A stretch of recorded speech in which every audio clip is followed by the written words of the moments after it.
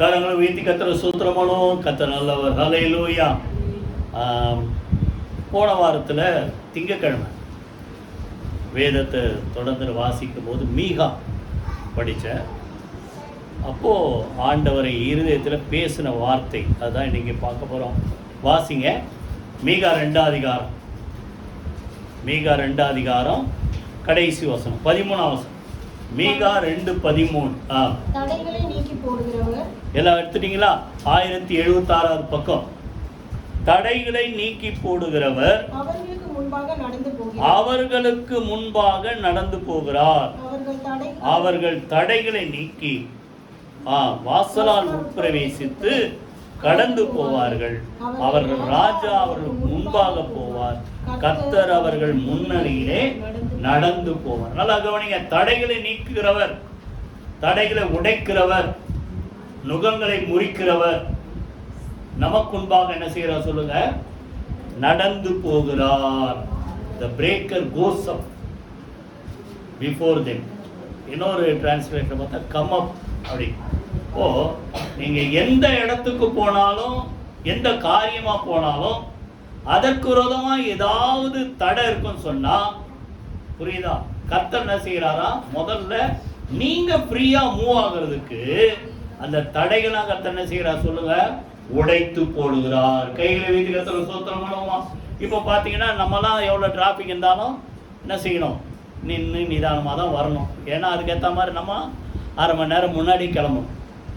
இப்போ பெரிய பெரிய ஆளுங்க இருக்கிறாங்க, விஐபி இருக்கிறாங்க, தலைவருங்க இருக்கிறாங்க, மினிஸ்டர் இருக்கிறாங்கன்னா அவங்க டைமுக்கு அந்த இடத்துல போய் சேரணும். என்ன பண்ணுவான்? முதல்ல ஒரு பைலட் ஒரு ஜீப் வீண் கத்திக்கினே போய் எல்லாத்தையும் கொஞ்சம் ஃப்ரீயாகும். அதுக்குள்ளே கொஞ்சம் ஜனங்கள்லாம் ஓரளவு ஒதுங்கிடுவோம். அப்புறம் அவங்க வேகமாக போயிடும். இப்போ நல்லா கவனிங்க. இப்போ நீங்கள் அதே போல் எந்த காரியத்துக்கு போனாலும் அந்த காரியத்துக்கு விரோதமாக என்ன தடை இருந்தாலும் நமக்கு முன்பாக ஆண்டவர் என்ன செய்கிறார் சொல்லுங்க? தடைகளை உடைக்கிறவர் நமக்கு முன்பாக கடந்து போகிறார். கைகளை வீட்டு கத்துற சோத்திரம் போனோமா?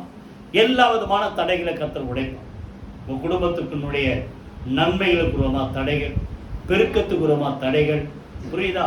ஆசீர்வாதத்துக்கு உரமா தடைகள், அடுத்தது ஊழியத்துக்கு உரமா தடைகள், தேவனுடைய ஜனங்கள் இந்த பலுகை பெறுவதற்கு உரமா தடைகள், இன்னும் சொல்ல போனா ஜெபத்துக்கு உரமா தடைகள், இப்படி இன்னும் விசேஷமா ஆண்டவற்ற ஜனங்க வருவதற்கு ஒரு விரோதமா இருக்கிற தடைகள்.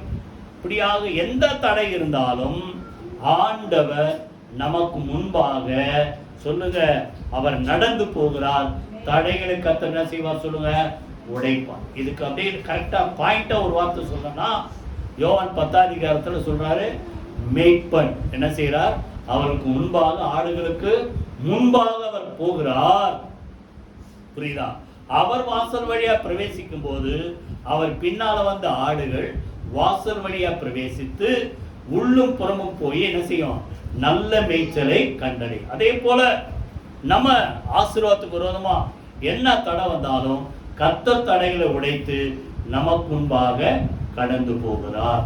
அன்னைக்கு பார்த்தீங்கன்னா இஸ்ரவேல் ஜனங்கள் எகிப்து கிளம்புறதுக்கு முன்னாடி 10 தடை, 10 தடை சொல்ல முடியாத, அதை 10 அற்புதங்கள், 10 அற்புதத்தை செஞ்சு அந்த எகிப்து ஜனங்களுக்கும் அவனுடைய சேனைகளுக்கும் பார்வோனுக்கும் கர்த்தர் என்ன செய்ய, இந்த ஜனங்களோடு கர்த்தர் இருக்கிறார் என்பதை வெளிப்படுத்தினார். புரியுதா? 10 வாதைகள். இதெல்லாம் பார்த்து ஆமாம் எப்பா நீங்களா தாராளமாக போயிட்டு வாங்கன்ட்டு கூட இருக்கிற அந்த பெரிய பெரிய ஜனங்கள் என்ன பண்ணாங்களாம்? அவங்களுக்கு தேவையான பொண்ணும் பொருளும் கொடுத்து அனுப்பினாங்களாம், போயிட்டு வாங்க அப்படின்ட்டு. அப்புறம் இப்படி எல்லாத்தையும் முடிஞ்சுதுரா அப்படின்ட்டு வந்தா இப்போ அந்த செங்கடலுக்கு முன்பாக நிற்கிறாங்க. கடலை கடந்து போகணும். இந்த பக்கம் போனால் கடல். அடுத்தது பின்னால் இப்படி பார்த்தா யாரு? எகிப்து அவன் பார்வோன் ராணுவத்தோட என்ன செய்யறான்? தொடர்ந்து வரான். விடமாட்டம் பார் அப்படின்னு. அப்போ இவங்க இப்படியும் போக முடியல, அப்படியும் போக முடியல. அப்போ ஆண்டவர் என்ன சொல்றாரு? நீ சும்மா திகைத்து நிற்காத, என்ன செய்? உன் கையை என்ன செய்? சமுத்திரத்துக்கு நேராக உன் கோலை என்ன செய்? உயர்த்து. கைகளை வீட்டு கத்தர் சூத்திரமான நல்லா கவனிங்க. தடைகளை உடைக்கிறவனுக்குள்ளாக கடந்து போகிறார். புரியுதா? அப்ப தடைகளை உடைக்கணும்னா நம்ம என்ன செய்யணும்? ஆண்டவர் நோக்கி கூப்பிடணும், கைகளை வைத்து கர்த்தரை ஸ்தோத்திரம். அதே போல நம்ம எல்லாருக்கும் தெரியும், யாத்திராகமம் 14 அதிகாரத்துல கோலை அந்த செங்கடலுக்கு நேரா மோசே உயர்த்தினோடனே கடல் 2ஆக பிரிந்தது, தடையார்ந்த அந்த தண்ணி விலகினது, வெட்டாந்தரையில் நடக்கிற மாதிரி இஸ்ரவேல் ஜனங்க என்ன செய்தாங்க? அழகா நடந்து அக்கறைக்கு போய் சேர்ந்தார்கள். இப்போ இப்படி என்ன தடை வந்தாலும் புரியுதா? ஒரு சில நேரத்துல தடையை நம்மளால என்ன செய்ய முடியும்? இப்போ இங்க பார்த்தா கடலை பிளந்து தடை நீக்கி தண்ணியை திறந்து என்ன செய்தார்? வழி திறந்தார். இன்னும் ஒரு வசனம் வாசிங்க. அதற்கு பிறகு என்னென்ன தடைன்றதை பார்ப்போம். ஏசாயா 57:14 யாராவது வாசிங்க. ஏசாயா 57:14 வாசிங்க.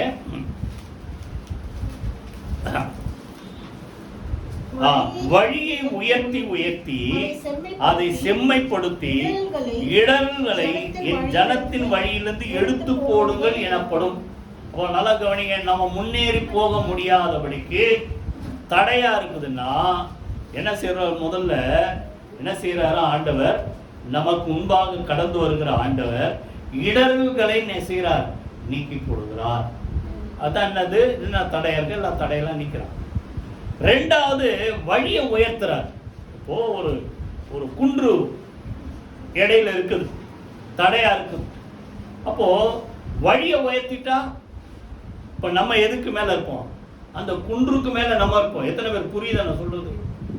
ஒரு சின்ன ஒரு இது இருக்கு, தடையா இருக்குதுன்னா அதுக்கு மேல நீங்க போயிட்டீங்கன்னா மேல இருந்து அதை நீங்க பார்ப்பீங்க. இப்போ எது உங்களுக்கு தடையா இருந்ததோ அதை நீங்க இப்படி பார்ப்பீங்க, கீழே.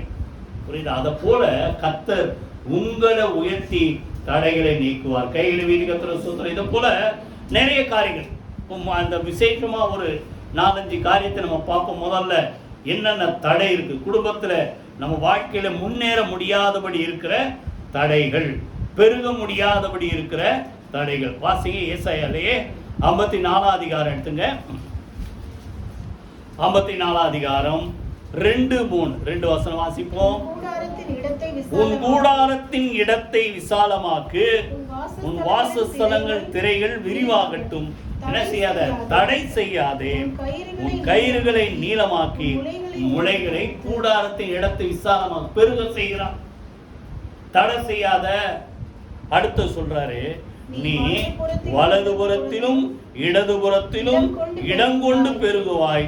உன் சந்ததியார் ஜாதிகளை சுதந்திரித்துக் கொண்டு பாழாய் கிடந்த பட்டணங்களை குடியேற்றி வைப்பார்கள். கைகளை வீதி கர்த்தரோட ஸ்தோத்திரம். அப்போ நல்லா கவனிங்க, பெருக்கத்துக்கு விரோதமா இருக்கிற தடை. சொல்லுங்க, வாய்த்தல் சொல்லுங்க. உன் குடும்பம் பலுகி பெருகுவதற்கு விரோதமா இருக்கிற தடைகள், நெருக்கத்துல இருக்கிற நீ என்ன செய்யாத? கர்த்தரை நோக்கி கூப்பிட்டா கர்த்தர் என்ன செய்வார்? தடைகளை நீக்குவார். நீ என்ன செய்வ? வலதுபுறத்திலும் இடதுபுறத்திலும் உன்னுடைய இடமும் பெருகும், வாசஸ்தலமும் பெருகும். ரெண்டாவது சொல்றாரு, அங்க உன்னுடைய ஜனங்கள் என்ன செய்வார்கள்? சொல்லுங்க, பெருகுவார்கள். கைகளை வைத்து கர்த்தரை ஸ்தோத்திரம் பண்ணுமா. ஆபிரகாமோடு கூட இருந்த கர்த்தர் அவனுக்கு விரோதமா, அவனுடைய ஆசீர்வாதத்துக்கு விரோதமா யார் எழும்பினாலும் கர்த்தர் கூட இருந்தபடினால அவனை பெருக செய்தார். ஆபிரகாம் எப்படி இருந்தார்? சொல்லுங்க, சீமானா இருந்தான் அப்படின்னு போடும். ஆதியாகமம் 13 அதிகாரத்திலே போடும்.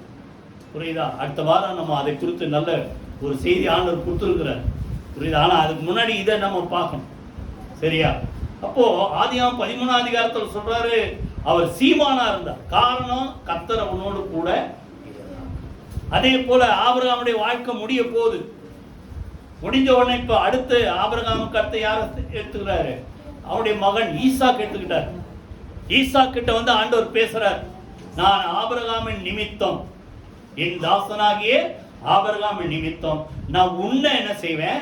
ஆசீர்வதிப்பேன். உன்னை என்ன செய்வேன்? பெருக செய்வேன் அப்படின்ட்டு ஆண்டவர் ஒரு உடன்படிக்கை பண்ணிட்டு இப்போ பெலிஸ்தர் தேசத்துக்கு போறாரு. யாரு? ஈசாக். 26 அதிகாரத்துல, நீ ஆதியாகமத்தில் 26 அதிகாரத்தை பார்த்தா புரியும். அப்போ அங்க போன உடனே ஈசாக்கு விதை விதைக்கிறார். எல்லாருக்கும் தெரியும் எத்தனை மடங்கு பலன்களை செய்தார்? 10ஆம் வசனத்துல 100 மடங்கு பலன். அது நமக்கு சந்தோஷம். எப்பவுமே நல்லா கவனிங்க, தேவ ஜனங்கள் சந்தோஷமா இருந்து அவங்களுக்கு ரொம்ப நல்லா இருக்கு. ஆனா அதை பார்க்கிற மக்கள் சந்தோஷப்பட்டா பரவாயில்ல. ஏன்னா அது பொறாமை, பெலிஸ்தர் அவன் மேல் பொறாமை கொண்டு அந்த ஆபிரகாம் தோன்றின துறவெல்லாம் என்ன செய்தானா, மண்ணினாலே தூர்த்து போட்டார்கள், மூடிட்டான். இதனால தானே உனக்கு தண்ணி நிறைய இருக்கிறதால தானே உனக்கு எல்லாம் கிடைக்குது அப்படின்ட்டு என்ன பண்ணாங்க, எல்லாம் மூடிட்ட உடனே திருப்பி ஒரு முயற்சி செஞ்சு துறவெல்லாம் தோண்ட ஆரம்பிக்கிறார். அதற்கு பிறகு திருப்பியும் அதே போல எதிர்க்க நிற்கிறாங்க. அப்புறம் பார்த்தீங்கன்னா அவன் துறவு தோண்டின உடனே தண்ணி வந்த உடனே இந்த துறவு, இந்த கிணறு எங்களுது. அடுத்து போய் இன்னொரு இடத்துல போய் தோன்றாரு. அங்கேயும் தண்ணி வர வரைக்கும் வெயிட் பண்றாங்க. தண்ணி வந்த உடனே, ஏன்னா அவங்க தேசமாச்சே, இந்த கிணறு எங்களுது. அப்போ இவனுக்கு ஆசீர்வாதம் எதனால வருது? தண்ணி அதிகமாக வரனால செழிப்பு வருது, விதை நல்லா விளையுது, விளைச்சல் நல்லா 100 மடங்கு கொடுக்குது. அப்போ இதனுமா தடை பண்ணணும் அப்படின்ட்டு அவங்க தடை பண்ண உடனே அப்போ சோர்ந்து போல திருப்பி இன்னொரு இடத்துல போய் துறவு தோன்றாரு. இவங்க பார்த்தாங்க, இந்த ஈசாக்கை நம்ம ஒரு நாள் என்ன செய்ய முடியாது, ஜெயிக்க முடியாதுன்ட்டு விட்டுட்டாங்க. அப்பதான் ஈசாக்கு சொல்றார், நாம் தேசத்தில் பலுகி பெருகும்படி இப்பொழுது கர்த்தர் நமக்கு என்ன செய்தார் சொல்லுங்க, இடம் உண்டாக்கினார். கைகளை வேதிக்கத்துல சுத்திரமோமா. அப்ப நல்லா கவனிங்க, பெருக முடியாதபடிக்கு இருக்கிற தடைகள், புரியுதா?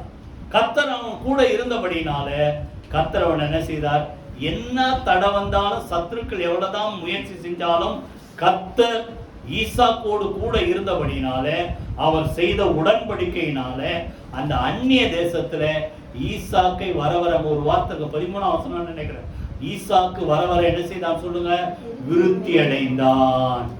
இப்போ நல்லா கவனிங்க, இப்போ நம்ம வாழ்க்கையில முன்னேற முடியாதபடிக்கு, பெருக முடியாதபடிக்கு, விருத்தி அடைய முடியாதபடிக்கு விரோதமா எழும்புகிற எல்லா தடைகளை சொல்லுங்க வாய் திறந்து, கர்த்தர் நீக்குவார். அடுத்தது, இந்த ஜனங்கள் பெருகணும். அந்த ஆதியாகமம் முடிஞ்சிடுச்சு. இப்போ யாக்கோபு காலத்துல எல்லாருக்கும் தெரியும், யோசேப்பு ஏற்கனவே அங்க எங்க போயிட்டாரு, எகிப்துக்கு போயிட்டாரு. இப்போ அங்க உலகம் முழுசும் அந்த எகிப்து சுத்து வட்டார், கானான் தேசம் எல்லாம் ஒரே பஞ்சம். எகிப்துல தான் தானியம், யாரால, யோசேப்பால தான். அதெல்லாம் நீங்க படிச்சா புரியும். உடனே அங்க தானியம் இருக்குதுன்னு உடனே யோசேப்பு தகப்பன் வீட்டை வர சொல்றாரு. உடனே வண்டியெல்லாம் அனுப்பி போறாங்க. எத்தனை பேர் போறாங்க, யாக்கோபுடைய அந்த குடும்பம் பார்த்தா எல்லாம் சேர்த்து மொத்தம், யோசேப்பு குடும்பம் எல்லாத்தையும் சேர்த்தா மொத்தம் பிள்ளைங்க பேர பிள்ளைங்க எல்லாத்தையும் சேர்த்தா 70 பேர். 70 பேர் உபாகமத்தில் இருக்கும். உன் பிதாக்கள் 70 பேரா என்ன செய்தார்கள், அங்க எகிப்துக்கு போனார்கள். கர்த்தர் அவர்களோடு கூட இருந்தவர்கள் பெருக செய்தபடியினால என்ன செய்தாராம், வானத்து நட்சத்திரங்களை போல அவர்களை பெருக செய்தார். நல்லா கவனிங்க, ரொம்ப நாள் இல்லை, நீங்க அந்த வம்ச வரலாறு, அவங்களுடைய பிள்ளைங்க சந்ததி கணக்கெடுத்து பார்த்தா கரெக்டா 4 தலைமுறை. 4 தலைமுறையில 70 பேர் எவ்வளவு பேரா பெருகினாங்க, 6,03,550 பேர். இது ஆண்கள் மாத்திரம், புரியுதா? அப்போ எத்தனை மடங்கு வச்சாலும் கணக்க போட முடியும். அந்த அளவுக்கு ஜனங்கள் என்ன செய்தாங்க, பெருகினாங்க. பெருகின உடனே இது அங்க பெலிஸ்தருக்கு பொறாம வந்த மாதிரி எகிப்துல இருக்கிற மக்களுக்கு யார் மேல பொறாம வந்தது, இந்த இஸ்ரவேல் ஜனங்கள் மேல பொறாம வந்து அவன் சொல்றான், ஒரு தந்திரம் பண்ண வேண்டும். இப்ப யாராவது வச்சிருக்கீங்களா, யாத்ராகமம் 1ஆம் அதிகாரம். அவர்கள் பெருகாதபடிக்கு ஒரு யுத்தம் உண்டானால் அவர்கள் நம் பகைஞரோடே கூடி நமக்கு விரோதமாய் யுத்தம் பண்ணி தேசத்தை விட்டு போகாதபடிக்கு அவர்களை குறித்து ஒரு உபாயம் பண்ண வேண்டும், அவர்களை குறித்து ஒரு உபாயம் பண்ண வேண்டும் அப்படின்ட்டு அவன் என்ன பண்றாங்க, நல்ல கவனி 11ஆம் வசனத்துல, அப்படியே அவர்களை சுமை சுமக்கிற வேலையினால் ஒடுக்கும்படிக்கு அவர்கள் மேல் விசாரணைக்காரரை வைத்தார்கள். அப்பொழுது இந்த பட்டணங்கள்லாம் கட்டுறாங்க. இப்போ அடுத்தது 12ஆம் வசனம் எல்லாம் சேர்ந்து வாசிங்க. 1:12 யாத்ரா 1:12. ஆனாலும் அவர்களை எவ்வளவாய் ஒடுக்கினார்களோ அவ்வளவாய் அவர்கள் பலுகி பெருகினார்கள். ஆகையால் அவர்கள் இஸ்ரவேல் புத்திரரை குறித்து எரிச்சல் அடைந்தார்கள். இந்த எரிச்சலை பார்த்து பயப்படாதீங்க, அது நம்மளை ஒன்றும் பண்ணாது. இப்போ எவ்வளவா இவங்களை ஒடுக்கணும், இவங்களை என்ன செய்யணும், ஒன்றும் இல்லாம பண்ணணும்ட்டு எதிர்த்து நிற்கிறாங்க. ஆனா கர்த்தர் அவர்களோடு கூட இருந்து அவர்கள் கொடுத்த வாக்கு தத்தத்தை கர்த்தர் நினைவு கூர்ந்தபடினால எவ்வளவா ஒடுக்கப்பட்டாலும் அவர்கள் என்ன செய்தார்கள் சொல்லுங்க, அவ்வளவாய் அவர்கள் என்ன செய்தார்கள் சொல்லுங்க, பெருகினார்கள். பெருக பெருக இவங்களுக்கு சந்தோஷம். ஆனா அதை பார்க்கிற எகிப்திய மக்கள் என்ன செய்தாங்க சொல்லுங்க, எரிச்சல் அடைந்தார்கள். கைகளை வைத்து கர்த்தரை ஸ்தோத்திரம் பண்ணணும். இப்போ நல்லா கவனிங்க, இடத்துல இருந்தாலும் வருமானத்துல இருந்தாலும், புரியுதா? எத்தனை பேர் புரியுது? பொருளாதாரத்துல இருந்தாலும் இல்ல உங்க வம்ச விருத்தியில இருந்தாலும் எந்த வகையில இருந்தாலும், புரியுதா, பெருகுவதற்கு விரோதமாக எழும்புகிற எல்லா விதமான தடைகளை கர்த்தர் நீக்குவார். கைகளை வைத்து கர்த்தரை ஸ்தோத்திரம் பண்ணுவோமா? அதே போல இங்க கவனிங்க, ஏசாயால இன்னொரு வசனம் வாசிங்க, 49:19. யாரை ஒருத்தர் வாசிப்போம்? ஏசாயா 49:19.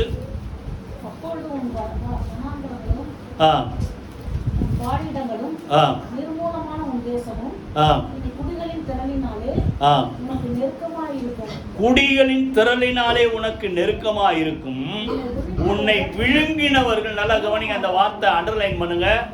உன்னை விழுங்கினவர்கள் என்ன செய்வாங்க சொல்லுங்க, தூரம் ஆவார். யார் உங்களை அழிக்கணும்னு நினைக்கிறாங்களோ நீங்க பெருக முடியாதபடிக்கு உங்களை அப்படியே மட்டம் தட்டணும். இதான் நல்லா கவனிங்க. நம்ம கஷ்டப்பட்டு தான், சும்மாலாம் வராது காசு, நல்லா கஷ்டப்பட்டு உழைச்சாதான் வரும்.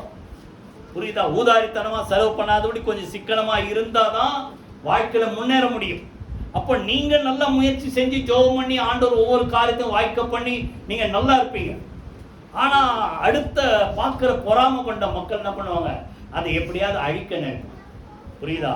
அப்போ ஆண்டவர் சொல்றாரு, நீ அப்படி பெருகும் போது உன்னை விழுங்கினவர்கள் என்ன செய்வார்கள் சொல்லுங்க, தூரம் ஆவார்கள். இது நல்ல உதாரணம் யாருன்னா யாக்கோபு. யாக்கோபின் நிமித்தம் யார் ஆசீர்வதிச்சாரா? லாபான் குடும்பத்தை. யோசேப்பு நிமித்தம் யார் ஆசீர்வதிக்கப்பட்டது? போத்திபார் குடும்பம் ஆசீர்வதிக்கப்படும். நல்லா கவனிங்க, நீங்க இருக்கிற இடத்துல, புரியுதா, ஒரு கம்பெனியோ வியாபாரமோ ஒரு வீடோ ஒரு ஸ்தலமோ எதுவாக இருந்தாலும் சரி, உங்கள் நிமித்தம் உங்களை சுத்தி இருக்கிற மக்களை கர்த்தர் ஆசீர்வதிப்பார். புரியுதா? அப்போ அப்படி இருக்கும்போது கர்த்தர் கூட இருந்து இவனை ஆசீர்வதிச்சு இருக்க என்ன செய்யறார், பெருக செஞ்சவன அவன் என்னென்னமோ ட்ரை பண்ணான். நீங்க நல்லா படிச்சு பார்த்தா புரியும். 10 தடவை சம்பளத்தை மாத்திரம். இதான் சம்பளம்னா இந்த வகையில அவனுக்கு என்னது, அந்த வருமானம் கூடிக்கிட்டே இருக்குது. உடனே இது இல்லை உனக்கு, அப்படிதான் சம்பளம். எப்படியாவது இவனை மட்டம் தட்டி இவனை ஒண்ணு இல்லாம ஆக்கணும்ட்டு லாபான் முயற்சி செஞ்சாலும் கர்த்தர் கூட இருந்தபடியினால என்னாச்சு, யாக்கோபை கர்த்தர் என்ன செய்தார், அந்த இருக்கிற அந்த எல்லா மக்களை பார்க்க யாக்கோபை கர்த்தர் விருத்தி அடை செய்தார். புரியுதா? அதற்கு பிறகு சொல்றாரு, இங்க இருந்தா உனக்கு செட் ஆகாது, நீ நல்லா பெருகிட்ட, இப்ப எங்க போ, உன் தகப்பன் இடத்துக்கு போ அப்படின்ட்டு யாக்கோபுக்கு கர்த்தர் என்ன செய்யறார், ஒரு தரிசனம் கொடுத்து அனுப்புறார். அந்த 31 அதிகாரத்துல 3ஆம் வசனத்துல கர்த்தர் தரிசனம் கொடுத்து அனுப்பின உடனே இவர் புறப்பட்டு போறார். புறப்பட்டு போன உடனே யார் விட மாட்டேன்றான், லாபான் விட மாட்டேன்றான். ஏன்? இந்த யாக்கோபால தான் லாபான் என்னது, அவனுக்கு லாபம், லாபானுக்கு லாபம். இப்ப யாக்கோபு போன உடனே அவனை எப்படியாவது பிடிச்சி என்ன செய்யணும், அவன் கொண்டு போனதெல்லாம் திருப்பி கொள்ளையடிச்சு கொண்டு வரணும், பின்தொடர போறான். நீங்க நல்லா படிச்சு பாத்துங்க. அங்க பின்தொடரும் போது யாக்கோபோடு பேசல ஆண்டவர், யாரோட பேசுறாரு, இவனை அழிக்கணும்னு நினைச்ச லாபான் கிட்ட ஆண்டவர் பேசுறார். யாக்கோபை பிடிக்க போற, புரியுதா? அவனு மட்டும் என்ன செய்யக்கூடாது, ஒரு நாளும் தீமை பேசக்கூடாது சொல்றாரு. நன்மையை அன்றி தீமை ஒன்றும் பேசாதபடிக்கு என்ன செய், எச்சரிக்கையாகி 2 லாபான வான் பண்றார். அப்போ உடனே தீமை செய்யணும், இவனை அழிக்கணும்னு நினைச்ச அந்த லாபானுக்கு பயம் வருது. உடனே தொடர்ந்து போய் யாக்கோபை பார்த்து பேசும்போது அவன்தான் அப்பதான் யாக்கோபு சொல்றார், 10 முறை என் சம்பளத்தை மாத்தினேன், ஆனாலும் கர்த்தர் கூட இருந்தபடினால நீ என்னதான் என்ன குறைக்க நினைச்சாலும் கர்த்தர் என்ன செய்தார் சொல்லுங்க, ஆசீர்வதித்தார். கைகளை வைத்து கர்த்தரை ஸ்தோத்திரம் பண்ணுவோம்.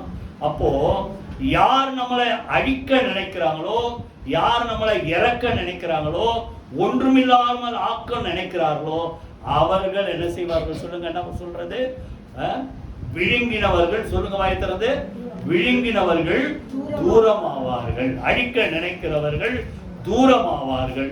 கர்த்தர் உங்களையும் உங்கள் சந்ததியும் உங்கள் எல்லா விதமான நன்மைகளையும் கர்த்தர் என்ன செய்வார் சொல்லுங்க, பெருக செய்வாங்க சொல்றாரு. என்ன பண்ணாத, தடை பண்ணாத. இது முதல்ல உங்க குடும்பம் பெருகுவதற்கு விரோதமா இருக்கிற தடை எல்லா வகையிலும். ரெண்டாவது, இந்த ஊழியத்துக்கு விரோதமா தடை, ஊழியம் பெருகாதபடிக்கு எழும்புகிற தடை. இப்போ வாசிங்க ஒரு வசனம், அப்போஸ்தலர் நடபடிகள் 28 அதிகாரம் 31 வசனம். யாராவது வாசிங்க. அப்போஸ்தலர் 28 கடைசி வசனம். மிகுந்த தைரியத்துடனே தடை இல்லாமல் தேவனுடைய ராஜ்யத்தை குறித்து பிரசங்கித்து கர்த்தராகிய இயேசு கிறிஸ்துவை பற்றிய விசேஷங்களை உபதேசித்துக் கொண்டிருந்தான். நல்லா கவனிங்க. இப்ப தடை இல்லாமல் சுருக்கமா சொன்னா சுவிசேஷத்தை எல்லாருக்கும் என்ன செய்யறா சொல்லுங்க, பிரசங்கம் பண்ண. யாரு? பவுல். இவர் எங்க இருக்கிறார்? இப்போ ரோம்ல இருக்கிறார். அது எப்படி போய் சேர்ந்தார் அதெல்லாம் ஒரு பெரிய விஷயம், அதை விட்டுருவோம். இப்போ ரோம்ல இருக்கும்போது வாடகைக்கு ஒரு வீட்டை எடுத்துக்கிட்டு தடை இல்லாமல் தேவனுடைய ராஜ்யத்தை குறித்து சுவிசேஷத்தை குறித்து என்ன செய்தார் சொல்லுங்க, பிரசங்கம் பண்ணி கொண்டிருந்தார். இப்ப நல்லா கவனிங்க. அப்போ நீங்க டெய்லி ஜெபம் பண்ண வேண்டியது என்ன சொல்லுங்க, எந்த கவர்மெண்ட் வருதோ புற்று ஜெபம் பண்ணோம், நல்ல கவர்மெண்ட் வரணும்ட்டு. இப்போ வந்தது வந்துச்சு. இப்போ என்ன பண்ணோம், இந்த தேவனுடைய சபைகளுக்கும் சொல்லுங்க, நான் சொல்றேன் புரியுது, சுவிசேஷம் அறிவிப்பதற்கும் தேவனுடைய ராஜ்யத்தின் பெருக்கத்திற்கும் எந்த வகையிலும் தடை செய்யாதபடிக்கு என்ன செய்யணும், கர்த்தர் நடத்தணும். அதே போலதான் அவர் அப்படி தடை இல்லாதபடிக்கு சுவிசேஷத்தை என்ன செய்தார், பிரசங்கித்துக் கொண்டு வந்தார். ஆனா ஒரு சில நேரத்தில் தடைகள் வரும். நம்ம என்ன செய்யணும் சொல்லுங்க, ஜெபம் பண்ணணும், கைகளை வீதி கர்த்தர் சொல்லுவோம். 2-3 வசனத்தை நீங்க வாசிங்க. தேவ ஜனங்கள் வருவதற்கு விரோதமாக எழும்புகிற தடைகள். 1 தெசலோனிக்கேயர் 2 அதிகாரம் முதல்ல 16 வசனம் வாசிங்க. 1 தெசலோனிக்கேயர் 2:16. புறஜாதியார் ரட்சிக்கப்படுவதற்கு நாங்கள் 2:16 எடுத்துட்டீங்களா? 280 பக்கம். புறஜாதியார் ரட்சிக்கப்படுவதற்கு நாங்கள் அவர்களோட பேசாதபடிக்கு என்ன செய்கிறார்கள், தடை பண்ணுகிறார்கள். இது மனிதர்கள் தடை. ஜனங்க கிட்ட சுவிசேஷத்தை அறிவிக்க முடியாதபடிக்கு இருக்கிற தடைகள். டெய்லி ஜெபம் பண்ணுங்க, புரியுதா? இன்னைக்கு நம்ம தமிழ்நாடு எவ்வளவு பரவாயில்ல, புரியுதா? இன்னும் அதை தாண்டி கொஞ்சம் வெளியே இன்னும் அந்த நார்த் சைட்லாம் போயிட்டீங்கன்னா அவ்வளோ ஃப்ரீயாக எதுவும் என்ன செய்ய முடியாது, செய்ய முடியாது. மீறி செஞ்சா அரெஸ்ட் பண்ணுறோம். அப்போ நம்ம வேலை என்ன செய்யணும் சொல்லுங்க, இந்தியா முழுசும் இந்த தேவனுடைய சுவிசேஷத்தை அறிவிப்பதற்கு தடை இல்லாதபடிக்கு கர்த்தர் செய்யணும், அரசாங்கத்தை கர்த்தர் நடத்தணும். புரியுதா? அப்போ அவர்கள் அந்த ரட்சிக்கப்படுவதற்கு அவங்க கிட்ட தேவனுடைய வார்த்தை பேச முடியாதபடிக்கு என்ன செய்கிறார்கள், தடை பண்ணுகிறார். அது மனிதர்கள் தடை. இதுல என்ன அடுத்தது 18 வசனத்தை பார்த்தீங்கன்னா, ஆகையால் நாங்கள் உங்களிடத்தில் வர 2 தரம், அதிலே 2:18 மனதாய் இருந்தோம். பவுலாகி நானே வர மனதாய் இருந்தேன், சாத்தானோ எங்களை. அப்போ மனுஷன் தடை பண்ணாலும் அந்த தடை போடணும்ன்ற அந்த திட்டத்தை போட்டது யாரு? சாத்தான். ஏன்னா சுவிசேஷம் எந்த அளவுக்கு பரவுதோ அந்த அளவுக்கு அவனுக்கு தான் ஆபத்து. அதனால அது பரவ முடியாதபடிக்கு எவ்வளவு தடை பண்ண முடியுமோ அத்தனை தடவும் பண்ணுவான்.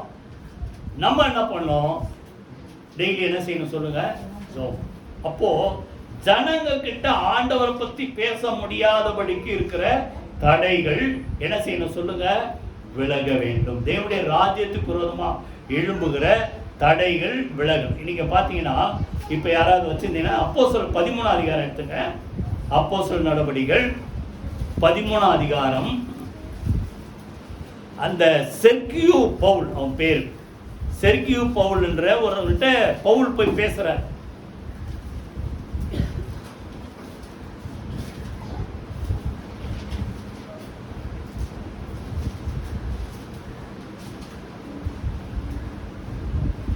ஏழாம் வசனத்துல பாருங்க, விவேகமுள்ள 13:7 மனுஷனாகிய செர்கியூ பவுல் என்னும் அதிபதியுடனே கூட இருந்தான். அந்த அதிபதி பர்னபாவின் சவுலையும் அழைத்து அவர்களுக்கு தேவ வசனத்தை கேட்க ஆசையா. அப்ப நல்லா கவனிக்க, மக்களுக்குள்ள ஆண்டவர் பத்தி அறிந்து கொள்ளணுன்ற ஆசை இருக்குது. இப்போ இந்த பவுலும் சீலாவும் போய் என்ன பண்றாங்க, பவுலும் பர்னபாவும் சேர்ந்து என்ன செய்யறாங்க, அவருக்கு சுவிசேஷத்தை சொல்றாங்க. ஆனா நல்லா கவனிங்க, அந்த அதிபதி கிட்ட ஒருத்தர் இருக்கிறான். அவன் யாரு? அந்த பர்யேசு என்னும் பேர் கொண்ட ஒரு மாய வித்தைக்காரன். பின்னால் அவனுக்கு பேர் எலிமான் கொடு. புரியுதா? அவன் என்ன பண்றான்? இந்த அதிபதி சுவிசேஷத்தை கேட்காதபடிக்கு எதிர்த்து நிற்கிறான். காரணம், இவர்கிட்ட நம்ம இதெல்லாம் தெரிஞ்சுக்காம இருந்தால் நம்ம கொஞ்சம் பொழைச்சிக்கலாம். சுவிசேஷத்தை தெரிஞ்சுக்கிட்டா மாய வித்தை இதெல்லாம் என்ன செய்யாது, ஒன்றும் பலிக்காதுன்னு அவனுக்கு நல்லா புரிஞ்சுக்கிட்டு இந்த அதிபதி ரட்சிக்கப்பட முடியாதபடிக்கு எதிர்த்து நிற்கிறான். அப்போ பவுல் என்ன பண்றாரு? அந்த ஒரு வார்த்தை பாருங்க, 8ஆம் வசனம் வாசிங்க. மாய வித்தைக்காரன் என்று அர்த்தம் கொள்ளும் பேரை உடைய அந்த எலிமா என்பவன் அதிபதி விசுவாசத்தில் திருப்பும்படி வகை தேடி அவர்களோடு எதிர்த்து. அப்ப நல்லா கவனி, நீங்க போய் ஒருத்தருக்கு சொல்லணும்னா அவ்வளவு லேசா சொல்ல விட மாட்டான் பிசாசு. யார் மூலமா ஏதாவது ஒரு தடையை கொண்டு வரும். ஆனா நீங்க விட்டுறக்கூடாது. நீங்க என்ன செய்யணும்? நல்ல ஜெபம் பண்ணி எப்படியாவது அவங்க ஆண்டவரை அறிந்து கொள்ள வேண்டும். அப்போ எதிர்த்து நிற்கும் போது பவுல் என்ன சொல்றாரு? எல்லா கபடும் பரிசுத்தாவிலே நிறைந்து அவனை உற்று பார்த்து சொல்ற 10ஆம் வசனம் வாசிங்க. எல்லா கபடமும் எல்லா பொல்லாங்கும் நிறைந்தவனே பிசாசின் மகனே. எல்லாம் சொன்னா அவ்வளவுதான் உங்களுக்கு. ஆனா தைரியமா சொல்றாரு, பிசாசின் மகனே, நீதிக்கெல்லாம் பகைஞனே, கர்த்தருடைய செம்மையான வழிகளை புரட்டுவதில் ஓய மாட்டாய். இப்பொழுதே கர்த்தருடைய கை உன்மேல் வந்திருக்கிறது. சில காலம் சூரியனை காணாமல் நீ குருடனாய். அவ்வளவுதான், அந்தகாரம் அவன் மேல வந்தது, கண்ணு தெரியாம போச்சு. நல்லா கவனிங்க, நான் எதுக்கு சொல்றேன்னா, தேவனுடைய சுவிசேஷத்தை குறித்து எப்படியாகிலும் மக்கள் தேவனிடத்துல வரணுன்றதை குறித்து தேவன் ஆவலா இருக்கிறார். அதற்கு யார் தடையா இருந்தாலும் கர்த்தர் அவர்களோடு கூட என்ன செய்வார் சொல்லுங்க? யுத்தம் பண்ணுவார். கைகளை வீதி கர்த்தர் சோத்திரம் பண்ணுவார். புரியுதா? அப்போ முதல்ல உங்க பெருக்கத்துக்கு உரமா, உங்க நன்மைகளுக்கு உரமா, உங்க குடும்பத்துக்கு உரமா இருக்கிற தடைகளை கர்த்தர் நீக்குவார். அது எப்பேற்பட்ட ஆள் இருந்தாலும் கர்த்தர் என்ன செய்வார்? விளக்குவார். 2வது, சபைகள் பெருக முடியாதபடி சுவிசேஷம் அறிவிப்பதற்கு விரோதமாக எழுப்புகிற தடைகள் வந்தாலும் கர்த்தர் எல்லாவற்றையும் நீக்கி என்ன செய்வார்? கர்த்தர் என்ன செய்வார்? தடைகளை நீக்குவார். புரியுதா? அதை போல பாத்தீங்கன்னா இன்னொரு வசனம் வாசிங்க. இப்ப இது புதிய ஏற்பாடு. பழைய ஏற்பாடுல அதே போல தேவனுடைய ஆலயத்தை கட்டினாங்க. யார் காலத்துல? எஸ்ரா காலத்துல. நெகேமியா காலத்துல எருசலேமுடைய மதில் அலங்கத்தை கட்டினார். 2க்கும் தடை வந்தது. இப்போ ஒரே ஒரு சம்பவத்தை மாத்திரம் பார்த்துட்டு அடுத்து போயிடும். எஸ்ரா 4ஆம் அதிகாரம் 24ஆம் வசனம். யாராவது வாசிங்க. எஸ்ரா 4ஆம் அதிகாரம். தேவனுடைய ஆலயத்தின் வேலை தடைப்பட்டு. அப்ப நல்லா கவனிங்க, ஆலயத்தை இடித்து போட்டது பாபிலோன் ராஜா நேபுகாத்நேச்சார். இடிச்சுட்டு போயிட்டான். ஆனா கடைசியில் அந்த நியாயத்தீர்ப்பு நாட்கள் முடிந்த பிறகு 70 வருஷம் முடிஞ்ச பிறகு திருப்பி ஆலயத்தை கட்ட ஆண்டவர் உதவி செய்யறார். என்ன நடக்குது? தேடி வந்து ஆலயத்தை கட்டுறாங்க. 24 எருசலேமுல தேவனுடைய ஆலயத்தின் வேலை அதை கட்டும் பொழுது அங்க ஒரு 2-3 இருக்கிறான். யாரு? சன்பல்லாத், தொபியா, இப்படி ஒரு சில ஒரு குரூப் இருக்கு. அவர்கள் போய் சதி பண்ணி அதை நிறுத்திட்டாங்க. தடைப்பட்டு பெர்சியாவின் ராஜாவாகிய தரியு ராஜ்யபாரம் பண்ணும் 2ஆம் வருஷம் மட்டும் அதை என்ன செய்தார்? அப்போ அந்த ஆலயம் கட்டுற வேலை, புரியுதா? இது எல்லாமே தேவ ராஜ்யம் சம்பந்தப்பட்ட காரியம். இதற்கு விரோதமா மனிதர்கள் சூழ்ச்சி பண்றாங்க, தடைப்படுறன்னு நினைக்கிறாங்க. ஆனா அதுக்காக தடை வந்துச்சுன்னு விட்டாங்களா? அவங்க விடல. 5ஆம் அதிகாரத்துல 1ஆம் வசனத்துல அவர்கள் என்ன செய்தார்கள்? ஜெபம் பண்றாங்க. 1ஆம் வசனத்துல வாசிங்க. அப்பொழுது ஆகாய் தீர்க்கதரிசியும் இத்தோவின் குமாரனாகிய சகரியா என்னும் தீர்க்கதரிசியும் யூதாவிலும் எருசலேமிலும் உள்ள யூதருக்கு இஸ்ரவேல் தேவனின் நாமத்திலே தீர்க்கதரிசனம் சொன்னார். நல்லா கவனி. அப்படின்னா என்ன அர்த்தம்? கூடி ஜெபிக்கிறார்கள். அந்த தீர்க்கதரிசன வார்த்தைகளை கர்த்தர் கொடுக்கிறார். அப்ப நல்லா கவனிங்க, சுவிசேஷம் அறிவிப்பதற்கோ இல்ல தேவனுடைய சபைகளுக்கோ ஆலயத்துக்கோ விரோதமா தடை வந்ததுன்னா அதை விட்டுறாதீங்க. அவ்வளவுதான், முடிஞ்சதுன்ட்டு. நீங்க நம்ம என்ன செய்யணும் சொல்லுங்க? ஜெபம் பண்ணிட்டே இருக்கும். ஜெபம் பண்ணிட்டே இருந்தா கர்த்தர் என்ன செய்வார்? அந்த காரியத்திலே நமக்கு உதவி செய்வார். அந்த தடைகளை நீங்க எப்படி பாருங்க. அப்ப என்ன நடக்குது? அதுல 5ஆம் வசனம் வாசிங்க. 5:5. ஆனாலும் இந்த செய்தி தரியுடத்துக்கு போய் எட்டுகிற வரைக்கும் இவர்கள் யூதருடைய மூப்பரின் வேலையை தடுக்க, அதாவது ஆலயத்தை கட்டுற வேலையை தடுக்காதபடிக்கு அவருடைய தேவனின் கண் அவர்கள் மேல் சொல்லுங்க வைக்கப்பட்டிருந்தது. கைகளை வீதிகத்துல சூத்திரம் மூலமா. இப்போ ஒரு நியூஸ் வருது, இதெல்லாம் நீங்க எஸ்ரா நெகேமியா முழுசா படிச்சா ஈஸியா டக்குன்னு சொல்லிடலாம். நியூஸ் வருது, இது இவங்க வந்து கட்டுறாங்க, கேட்டா கோரேஸ் தான் கட்ட சொன்னாருன்றாரு. நிஜமாவே கோரேஸ் அப்படி சொன்னாரா? அப்படி ஏதாவது ஆதாரம் இருக்குதா கேட்குறாங்களே. இப்போ இதுக்கு என்ன ஆதாரம்ட்டு ஆதாரம் இருக்கா தேடி பாருங்கன்ன உடனே, அப்போ தேடி பார்த்தா மேதியா சீமையில் ஒரு சுருள் இருக்கு, ஒரு கவர்மெண்ட் ஆர்டர் வருது. என்ன பார்த்தா கோரேஸ் அப்படி கட்டளையிட்டார் அப்படின்னு. இதை கண்டுபிடிச்ச உடனே அதே தறி இப்போ என்ன பண்றாரு, திருப்பி இப்போ என்ன பண்றாரு, அதே எதிர்த்து நிற்கிறவர்கள் இவருக்கு உதவியா இருந்தாங்க. 7ஆம் வசனம், 6ஆம் அதிகாரம் 7ஆம் வசனம் வாசிங்க. நான் சொல்றேன், நல்லா புரிஞ்சுக்கிட்டீங்களா? முதல்ல நல்லா கவனிங்க. கட்ட தொடங்குறாங்க, ஒரு சில சதி திட்டம் வந்து தடை பண்றாங்க. தடை பண்ண உடனே இவங்க சோத்து போல ஜெபம் பண்றாங்க. ஜெபம் பண்ண உடனே ஆண்டவர் என்ன செய்கிறார், தடை வராதபடிக்கு கர்த்தர் அவர்களுக்கு உதவி செய்கிறார். இப்போ அதெல்லாம் சோதித்து பார்த்து இதெல்லாம் கரெக்ட் தானா அப்படின்னு பார்த்த உடனே கரெக்டு தான் அப்படின்ட்டு கண்டுபிடிச்ச உடனே இப்போ புதுசா ஒரு கவர்மெண்ட் ஆர்டர். என்ன ஆர்டரு? 7ஆம் வசனம். தேவனுடைய ஆலயத்தின் வேலையை அவர்கள் செய்யட்டும். இப்போ புதுசா வந்த கவர்மெண்ட் என்ன சொல்லுது, தரியு அவங்க ஆலயத்தை கட்டுற வேலையை அவங்க ஒழுங்கா செய்யட்டும். யூதருடைய அதிபதியும் யூதரின் மூப்பரும் இது கட்ட கடவர்கள். நல்லா கவனிங்க, கட்ட கடவர். 8ஆம் வசனத்துல இப்போ நீங்க என்ன பண்ணணும், அதாவது எதிர்த்து நின்னாங்கல்ல, ஆலயத்தை கட்டுறாங்க, இதை கட்டுறாங்க, அதை கட்டுறாங்க, இப்படி பண்றாங்க, அப்படி பண்றாங்கன்ட்டு இப்போ நீங்க என்ன பண்ணணும்ட்டு அவங்களுக்கு கட்டளை கொடுக்குறார். கட்டளை என்னவென்றால், அந்த மனிதர் 8ஆம் வசனத்துல 5வது வரி, அந்த மனிதருக்கு தடை உண்டு. கவர்மெண்ட் ஆர்டர் வருது, நல்லா புரிஞ்சுங்க. அந்த தேவனுடைய ஆலயத்துக்கோ சபைகளுக்கோ இல்ல சுவிசேஷம் அறிவிப்பது அப்படி எடுத்துங்க, தடை உண்டாகாதபடிக்கு நதிக்கப்புறத்தில் வாங்கப்படும் பகுதியாகிய ராஜாவின் திரவியத்திலே அவர்களுக்கு தாமதம் இல்லாமல் செல்லும் செலவு. சும்மாவே இருந்திருந்தா அவங்க காசை போட்டு கட்டியிருப்பான்.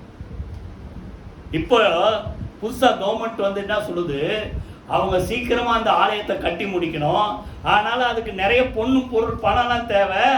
இப்போ அதுக்கு தேவையான பணத்தை நீங்க ராஜாவின் திரவியம்னா ராஜாவுடைய பொக்கிஷத்துல இருந்து கொடுங்கட்டார். இதெல்லாம் படிச்சிருக்கீங்களா? நான் அப்படி பாக்குறேங்க, ஷாக்கா புரியுதா? அப்ப சும்மா இருந்திருந்தாலே இவங்க கஷ்டப்பட்டு கட்டிருப்போம், கொஞ்சம் கொஞ்சமா வந்திருக்கும். தடை வந்தவொடனே எப்படி மாத்துறா பாருங்க ஆண்டவர். புதுசா வந்த ராஜா தரியு சொல்றாரு, அந்த ஆலயத்தை கட்டி முடிக்கிற தேவையான எல்லா உதவி ஒத்தாசை நீங்க அவங்களுக்கு பண்ணுங்க. அடுத்து சொல்றாரு, பொருட்கள் கொடுக்க சொல்றாரு. 100 கிலோ கோதுமை, தாளந்து வெள்ளி, அப்புறம் திராட்சை ரசம், எண்ணெய், வேண்டிய எல்லாவற்றையும் கொடுங்க. 23ஆம் வசனத்துல 24ஆம் வசனம் வாசிப்போம். சரி, 23 வாசிப்போம். பரலோகத்தின் 7:23 பரலோகத்தின் தேவனுடைய கற்பனையின்படியே எது தேவையா இருக்குமோ அதுவெல்லாம் பரலோகத்தின் தேவனுடைய ஆலயத்திற்கு ஜாக்கிரதையாய் செலுத்தப்பட வேண்டும்.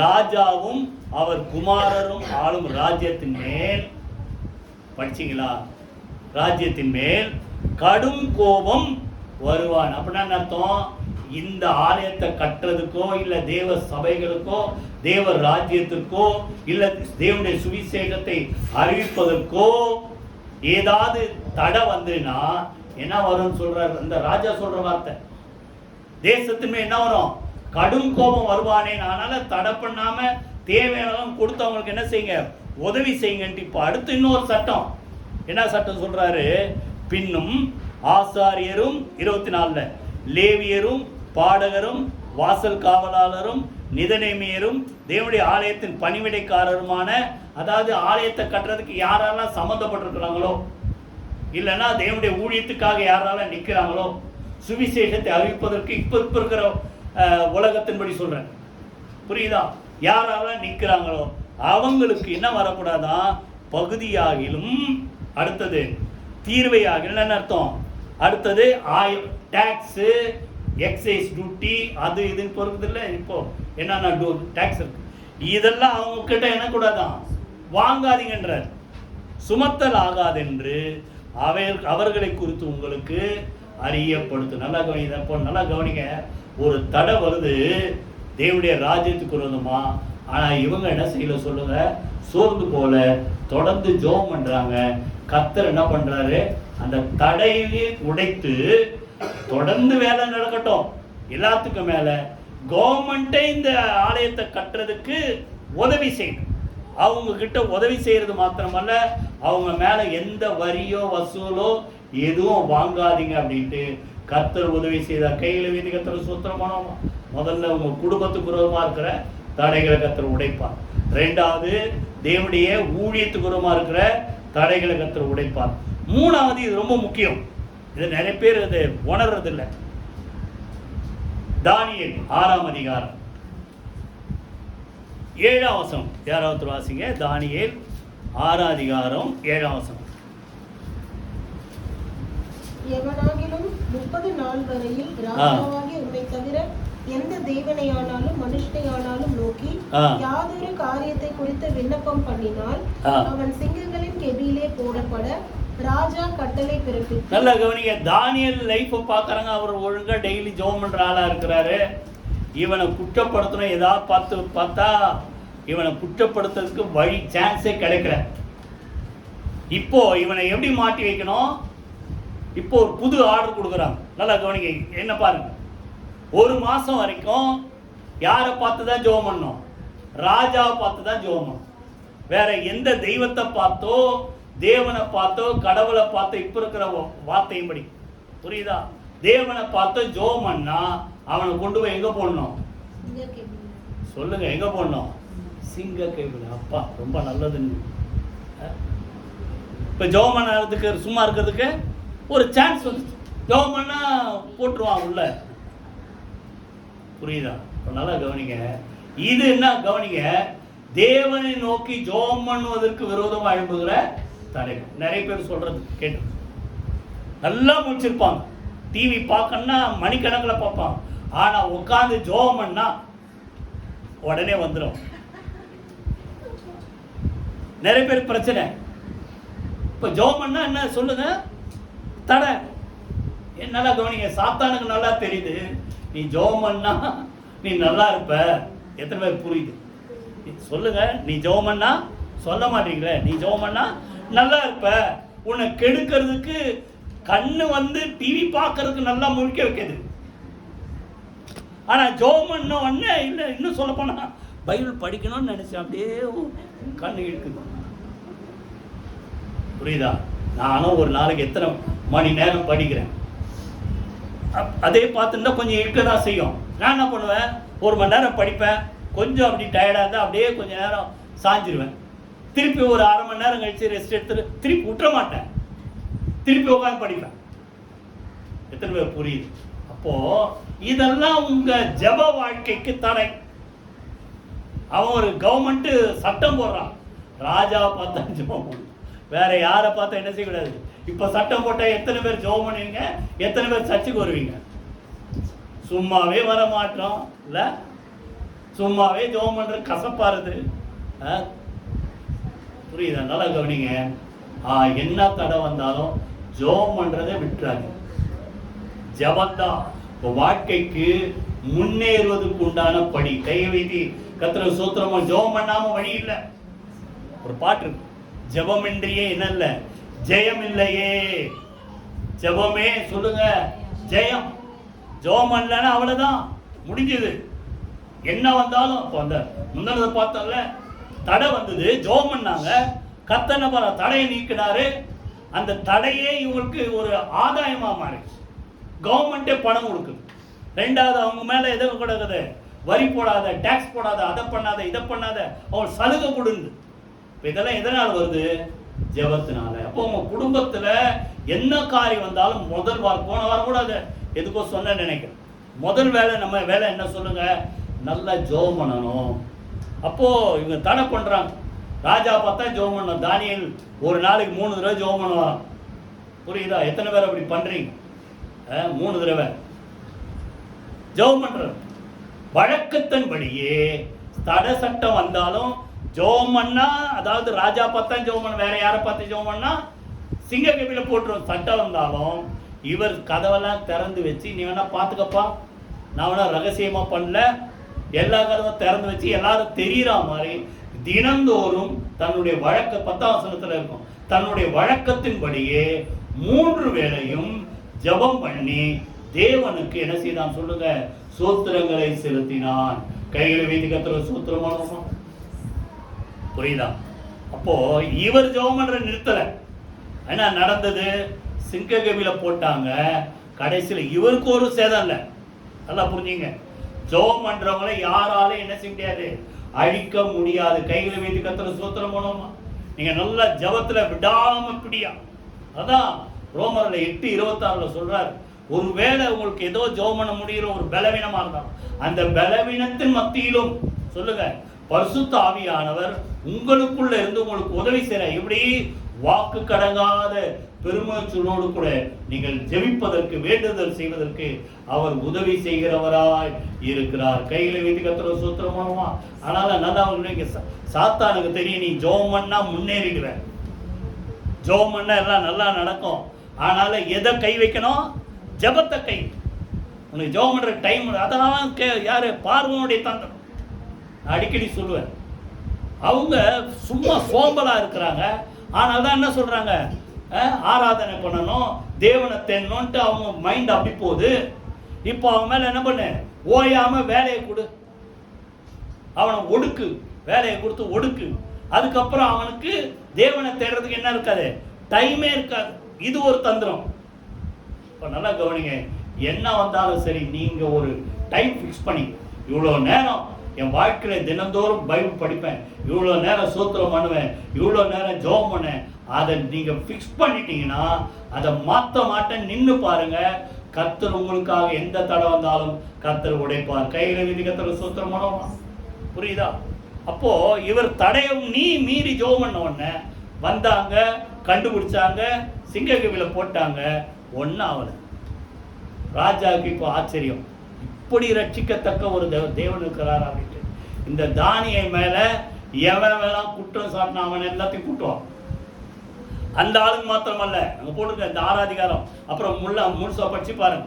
அவன் குடும்பத்து மக்கள் எல்லாரையும் மொத்தமா கூட்டுவாங்க, எல்லாத்தையும் எங்க தள்ளு, சிங்க கபில அவங்கள தூக்கி போடுனவன. தானியல் உள்ள இருக்கும் போது வாயை கட்டிக்கிட்டு வேடிக்கை பார்த்த சிங்கம், அவங்க சிங்க கபில போறதுக்கு முன்னாடி பாஞ்சு வந்து அத்தனை பேரை என்ன பண்ணிச்சான், கொன்று போட்டது. அதுக்காக எல்லாரும் கொலை பண்ணணும், சாவடிக்கணும் நான் சொல்லல. புரிஞ்சு, என்ன வந்தாலும் ஜெபம் பண்றத நான் என்ன செய்ய மாட்டேன் சொல்லுங்க, நிறுத்த மாட்டேன். என்ன ஆண்டவர் கேட்கிறார், என்ன கேட்கிறாரு? கெத்செமனே தோட்டத்துல போய் அவர் 3 தடவை ஜெபம் பண்ணார். முழங்கால் படிக்கிட்டு பிதாவை நோக்கி என்ன செய்தார், சித்தத்தின்படி நடத்துங்கன்ட்டு 3 தடவை ஜெபம் பண்றாரு. 3 தடவை இவங்களுக்கு சொல்றாரு, நீங்க எனக்காக என்ன பண்ணுங்க, அங்க போய் ஜெபம் பண்ணுங்கன்னா இவங்க என்ன பண்றாங்க, தூக்கம். அப்பதான் கேட்கிறாரு ஒரு வார்த்தை, நீங்கள் எவ்வளவு நேரம் சொல்லுங்க, எவ்வளவு நேரம் சொல்லுங்க, 1 மணி. சொல்ல பயமா இருக்குல்ல, 1 மணி நேரமாவது அப்படின்னு என்ன அர்த்தம்? ஒரு மணி நேரம் கூட கொடுக்க மாட்டேன் என்கிட்ட இருக்கு. நமக்கு எத்தனை மணி நேரம் இருக்கு சொல்லுங்க, வாயத்தர சொல்லுங்க. ஒரு நாள் தெரியுமா தெரியாதா? எத்தனை மணி நேரம் ஒரு நாளைக்கு? 24 மணி நேரம். சின்ன பசங்க தான் சொல்லுங்க, பெரியவங்களுக்குலாம் தெரியல. 24 மணி நேரம். 10,000 சம்பளம்னா 1000 தசமமாகும், 10ல் 1. அப்போ 24 மணி நேரத்தில் தசமமாகும் எவ்வளோ சொல்லுங்க? ஒரு 2.5 மணி நேரம் வச்சுங்க, சரியா? அப்போ இதுல இருக்கிறது இதுலயும் காட்டி பாருங்க. 2.5 மணி நேரம் ஆண்டவருக்காக டைம் கொடுப்ப, 1 மணி நேரம் ஜெபம் பண்ணுங்க, 1 மணி நேரம் பைபிள் படிங்க, ஒரு 1/2 மணி நேரம் நல்லா சோத்திரம் பண்ணி பாட்டு பாடி கர்த்தரை துதிங்க. இருக்குமா இருக்காதா? எத்தனை பேர் புரியுது? நீங்க அதுக்கு மேல இருந்து பாருங்க, உங்க வாழ்க்கையில ஒரு அற்புதத்தை பார்ப்பீங்க. கைவேதி கர்த்தரை சோத்திரம். அப்ப நல்லா கவனிங்க. 3வது என்ன தடை சொல்லுங்க? ஜெபம் பண்ண முடியாதபடிக்கு இருக்கிற தடைகள். நல்லா கவனிங்க. தடையை நீக்கணும்னு நம்ம வேலை ஜெபம் பண்ணணும். ஒரு சில நேரத்துல நீங்க ஜெபம் பண்ண உடனே பதில் கிடைக்கும். இதே தானியேல் பார்த்தீங்கன்னா ஒரு வார்த்தை பார்த்துட்டு அடுத்தது போயிடுவோம், டைம் ஆயிடுச்சு. 10 அதிகாரம்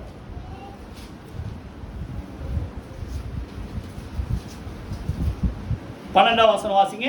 10-12. அப்பொழுது அவன் என்னை நோக்கி, தானியேலே, பயப்படாதே, நீ அறிவை அடைகிறதற்கும் உன்னுடைய தேவனுக்கு முன்பாக சிறுமைப்படுத்துவதற்கும் உன் மனதை செலுத்தின முதல் நாள் துவக்கி உன் வார்த்தைகள் கேட்கப்பட்டது, உன் வார்த்தைகள் நிமித்தம் நான் வந்தேன். நல்லா கவனிங்க. ஜெபம் பண்ணணும்னு தீர்மானம் எடுத்து ஃபர்ஸ்ட் டே நீங்க அதை ஆரம்பிச்ச உடனே கர்த்தர் அங்க பார்க்கிறார். எத்தனை பேர் புரியுது? அதாவது இன்னைக்கு இப்போ ஒரு தீர்மானம் பண்ணுங்களேன். இவ்வளோ சொல்றாரு பாஸ்டர், ஆண்டவரும் சொல்றாரு 1 மணி நேரமாவது என் கூட என்ன செய்யக்கூடாதா, நேரம் செலவு பண்ணக்கூடாதான் சொல்றாரு.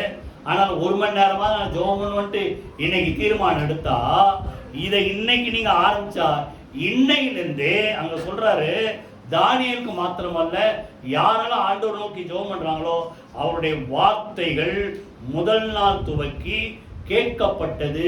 அவர்களுக்கு பதில் கொடுக்கும்படி கர்த்தர் யார் அனுப்புறாரு? கேப்ரியல் தூதனை அனுப்பி கர்த்தர் பதில் கொடுக்கிறார். கைகளை வைத்து கர்த்தர் சூத்திரம் மூலமா. இப்போ நல்லா கவனிங்க.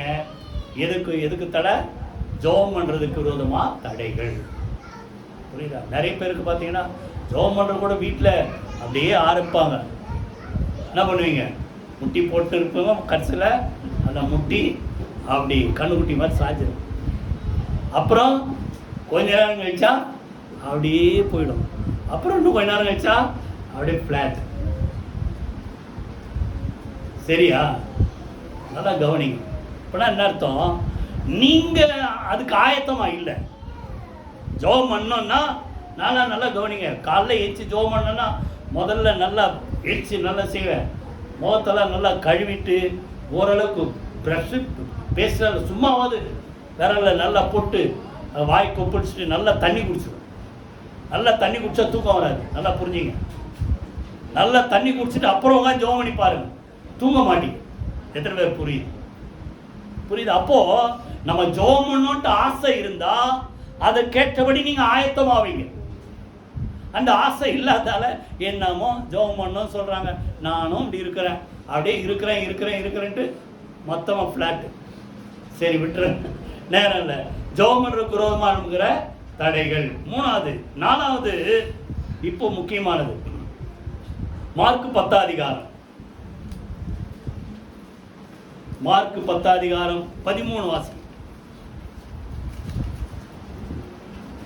அப்பொழுது சிறு பிள்ளைகளை அவர் தொடும்படிக்கு அவர்களை அவரிடத்தில் கொண்டு வந்தார்கள். கொண்டு வந்தவர்களை சீஷர்கள் அதட்டினார்கள். இயேசு அதை கண்டு விசனமடைந்து, சிறு பிள்ளைகள் என்னிடத்தில் வருகிறதற்கு இடம் கொடுங்கள், அவர்களை தடை பண்ணாத. பிள்ளைங்க ஆண்டவர்ட்ட வர்றதுக்கு என்ன செய்யுங்க? அவங்க அதட்டுறாங்க, பிள்ளைங்களை தூரம் குடும்பம் என்ன பண்றாங்களா? அதட்டுறாங்க. என்ன அடுத்தது என்ன போட்டுருக்குது? தடை பண்ணினார்கள். இப்போ பிள்ளைங்களாம் வந்துருது. தடை பண்றது யாரு?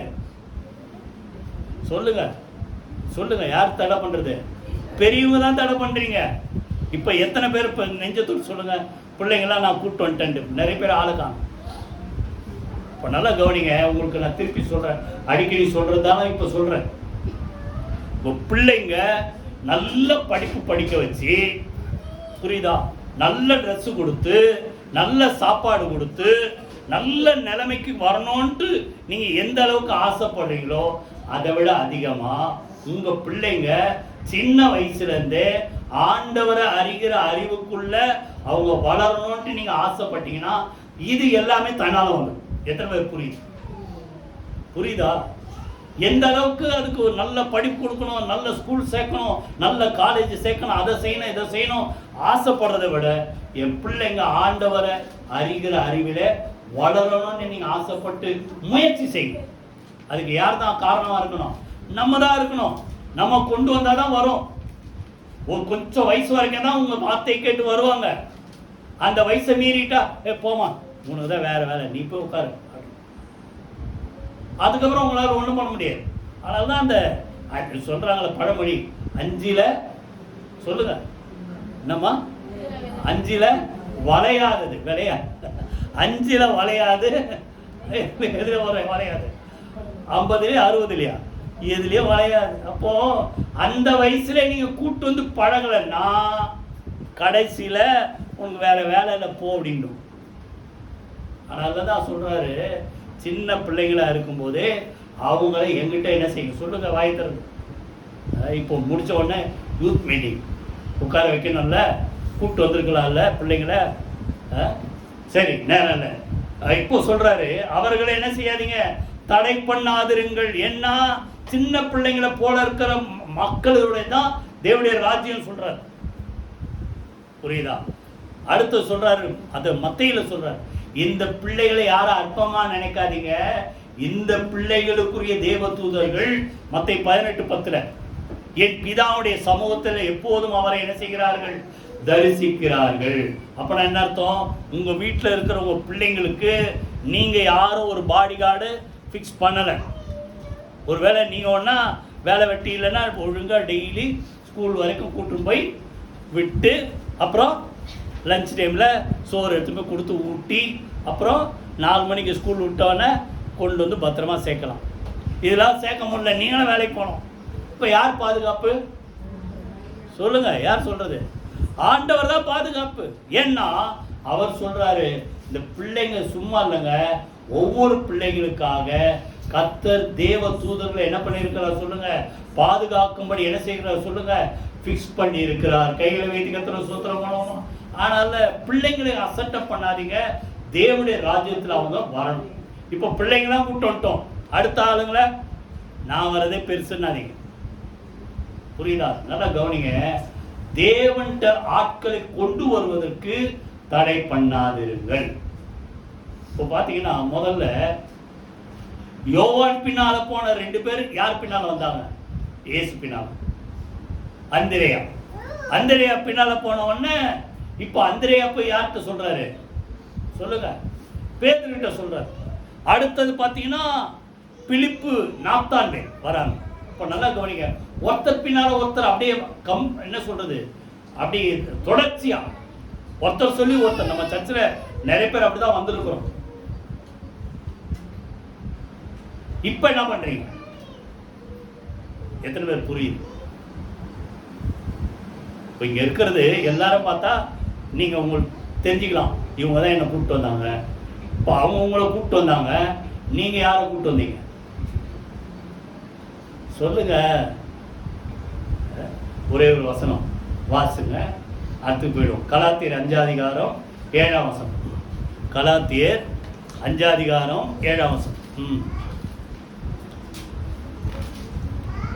நீங்கள் நன்றாய் ஓடினீர்களே. நல்லா ஓடுனீங்களே. சத்தியத்திற்கு கீழ்ப்படியாமல் போக உங்களுக்கு தடை செய்தவன் யார்? உங்களுக்கு தடை செய்தவன் யார்? நல்லா கவனிங்க. முதல்ல ஆரம்ப காலத்துல எனக்கு நல்லா தெரியும், ஒரு சிலர் அவங்களுக்கு கூட்டு வரேன், இவங்களை கூட்டு வரேன். புரியுதா? இப்போ அடுத்து என்னாச்சு, கூட்டு வந்தவங்களும் ஓஞ்சிட்டாங்க. அடுத்தது அழைத்து கொண்டு வரப்பட்டவர்கள் அடுத்த ஆளை இன்ட்ரோடியூஸ் பண்ணல. எத்தனை பேர் புரியுது? முதல்ல நல்லா ஓடுனீங்களா, இப்ப என்ன ஆச்சு உங்களுக்குன்றாரு. புரியுதா? நல்லா கவனிங்க. ஆண்டவர் சொல்றாரு, அவர்கள் என்னிடத்தில் வருவதற்கு சொல்லுங்க, என்ன செய்யாதீங்க, வாயத்தன்னு சொல்லுங்களேன், தடை செய்யாதிருங்கள். ஓ, நம்ம வேலை நல்லா கவனிங்க. எப்பவுமே நீங்க அடுத்த ஆளுக்கு என்னைக்கு ஆண்டவரை பத்தி சொல்றதுக்கு நீங்க ரெடியா இருக்கிறீங்களோ, ஒரு கேரண்டி என்னன்னா நீங்க விழுந்து போக மாட்டீங்க. நான் சொல்ல எத்தனை பேர் புரியுது? ஏன்னா நீங்க ஒழுங்கா இருந்தாதான் அடுத்த ஆளுக்கு ஆண்டவரை பத்தி சொல்லுவீங்க. புரிஞ்சுதா இல்லையா உங்களுக்கு? நீங்க அடுத்த ஆளை பத்தி சொல்லுங்க, அடுத்த ஆளுக்கு ஆண்டவர் பத்தி சொல்லுங்க, அப்ப நம்ம ஒழுங்கா இருப்போம். சரி, நேரில் மக்களை தேவனிடத்தில் கொண்டு வருவதற்கு தடை செய்யாது. கடைசியா ஒரு காரியம், நம்ம குடும்பத்துக்கு உண்டான ஒரு நன்மைகளுக்கு தடை வராதபடி கர்த்தர் உதவி செய்கிறார். ஆதியாகமம் 24:56. யாரோ ஒருத்தர் வாசிங்க. ஆதியாகமம் 24:56. கர்த்தரின் பிரயாணத்தை வாய்க்க பண்ணியிருக்க நீங்கள் எனக்கு தடை செய்யாதிருங்கள். நல்லா கவனிங்க. இப்போ இது நீங்க சுருக்கமா சொல்லிடுறேன், முடிச்சிடுறேன். சரியா? எலியேசர் ஈசாக்குக்கு பெண் பார்க்கறதுக்காக எங்க வராரு? அந்த லாபான் இருக்கிற ஊருக்கு வராரு. சரியா? லாபான் இருக்கிற ஊருக்கு போகும்போது இப்போ போறதுக்கு முன்னாடியே எலியேசர் டவுட் கேட்கிறார். யார்கிட்ட? ஈசாக்குடைய அப்பா ஆபிரகாம். பொண்ணு என் கூட வரமாட்டேன்னு சொல்லிச்சுன்னா நான் என்ன பண்றது? அப்போ ஆபிரகாம் சொல்லி அனுப்புறாரு பாருங்க. அவர் சொன்னதான் நடந்தது. இப்போ இது அப்படியே ஆதியாகமம் 24 7ஆம் வசனம் வாசிங்க. என்னை என் தகப்பனுடைய வீட்டிலும் என் இனத்தார் இருக்கிற தேசத்திலும் இருந்து அழைத்து வந்தவரும் உன் சந்ததிக்கு இந்த தேசத்தை தருவேன் என்று எனக்கு சொல்லி ஆணையிட்டவரும் ஆகிய வானத்துக்கு தேவனாகிய கர்த்தர், நீ அங்கே இருந்து என் குமாரனுக்கு ஒரு பெண்ணை கொண்டு வரும்படிக்கு தம்முடைய தூதனை உனக்கு முன்பாக. நீ போறது சும்மா இல்லப்பா. எலியேசர் போறதுக்கு முன்னாடி யார் போயிருக்கிறார்? வார்த்தை என்ன சொல்லுங்க? தடைகளை மறந்துட்டீங்களே. தடைகளை நீக்கி போடுகிறவர் அவர்களுக்கு முன்பாக நடந்து போகிறார். நீ டவுட் படாத, பொண்ணு வருவாளா வரமாட்டாளான்ட்டு. நீ போய் அங்க நிக்கிறதுக்கு முன்னாடியே நான் ஜெபம் பண்றேன், ஆண்டவர் யாரை அனுப்பிடுவாரு? தேவ தூதனானவரை கர்த்தர் உனக்கு முன்பாக அனுப்புவார். அங்க போய் தேவையானதா அவர் சரி பண்ணிடுவார். ஆனால் தான் அந்த ஜெபம் பண்ணபடியே நடந்தது. எலியேசர் என்ன பண்றாரு? இவர் போய் ஒரு பொண்ணு கூப்பிட்டு. எந்த பொண்ணு கூப்பிடுறது? தண்ணி எடுக்கிற அந்த துறவு பக்கத்துல ஜெபம் பண்றாரு. சுருக்கமா சொல்லிடுறேன், வசனத்தை எடுக்க வேணும். என்ன ஜெபம் பண்றாரு? ஆண்டவரே, எவ்வளவு பெண்ணுங்க வரும், சாயந்த நேரத்தில் தண்ணி எடுக்க பொண்ணுங்கெல்லாம் வருவாங்க, எந்த பொண்ணு கூப்பிடுறது? ஈசாக்கு மனைவியா வரியான்னு யாரும் கூட முடியுமா? முடியாது. யாரு நான் தெரிந்து கொள்றதுன்னா, நான் குடிக்க தண்ணி கொடுங்கம்மா கேட்பேன். நான் கேட்காமலே எனக்கும் தண்ணி கொடுத்துட்டு என் கூட எத்தனை ஒட்டகம் வந்துருக்குது? 10 ஒட்டகம் வந்திருக்கு. உங்களுக்கும் தண்ணி கொடுக்குறேன், உங்க கூட வந்த ஒட்டங்களுக்கும் தண்ணி கொடுக்குறேன்ட்டு கேட்காமலே யார் அப்படி சொல்லுவாங்களோ அவங்க தான் ஈசாக்குக்கு தேவன் நியமித்த பெண் என்று நான் தெரிந்து கொள்ள. அதே போல யார் வராங்க? ரெபெக்காள் வரா, குடத்தை கொண்டு வந்தாங்க. இவரு சந்தேகத்தோடு கேமா கொஞ்சம் தண்ணி கொடுமான்னு இவர் என்ன மனசுல ஜோமானாரோ அந்த வார்த்தையின்படியே வார்த்தையின்படியே அந்த அம்மா பேசி, உங்களுக்கும் கொடுக்குறேன், யாருக்கும் கொடுக்குறேன், 10 ஒட்டகத்துக்கும் நான் தண்ணி கொடுக்குறேன்ட்டு கொடுத்த உடனே தான் இவர் புரிஞ்சுக்கிட்டாரு, கர்த்தர் கரெக்டா நேர் வழியா என்ன நடத்தி வந்திருக்கிறார். இப்போ டவுட் எல்லாம் கிளியர் ஆயிடுச்சு. இந்த பொண்ணை தான் ஆண்டவர் ஃபிக்ஸ் பண்ணிட்டார். இப்பதான் சொல்றாரு, கர்த்தர் காரியத்தெல்லாம் வாய்க்க பண்ணியிருக்கும் போது நீங்க என்ன பண்ணாதீங்க, தடை செய்யாதிருங்கள். கைகளை வீதி கர்த்தர் சூத்திரம். உங்க குடும்பத்துல புரியுதா? உங்க குடும்பத்துக்குரிய பெருக்கம் இல்லைன்னா ஆசீர்வாதத்துக்கு விரோதமா எந்த தடை வந்தாலும் கர்த்தர் தடையை நீக்குவார். இப்போ அவங்க சொல்றாங்க, சரி உங்களுக்கும் வேணாம் எங்களுக்கும் வேணாம், யாரை கேட்போம்? ரெபெக்காலே கேட்போம்.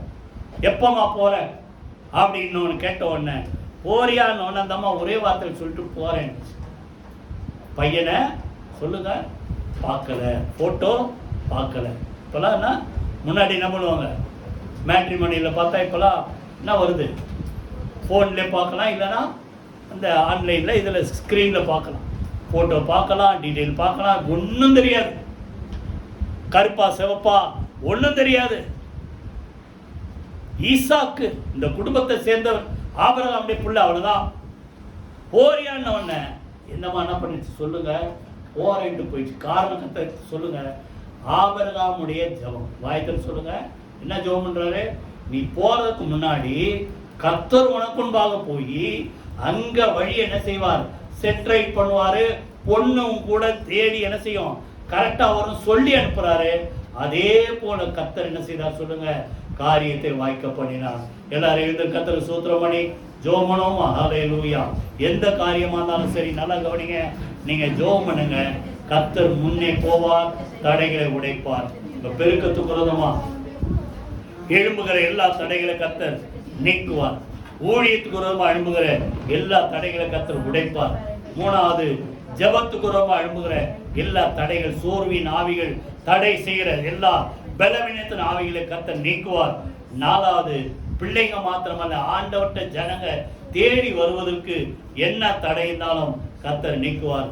எல்லாத்துக்கும் மேல உன் குடும்பம் பழுவி பெருகுவதற்கு என்ன தடை வந்தாலும் கர்த்தர் நீக்குவார். குடும்பத்தை ஆசீர்வதிப்பார். ஜோமனோமா கரங்கள் வைத்து எல்லாம் செய்து கர்த்தரை சூத்திரமனோமா தடைகளை நீக்குகிறவர் உங்களுக்கு முன்பாக கடந்து செல்கிறார்.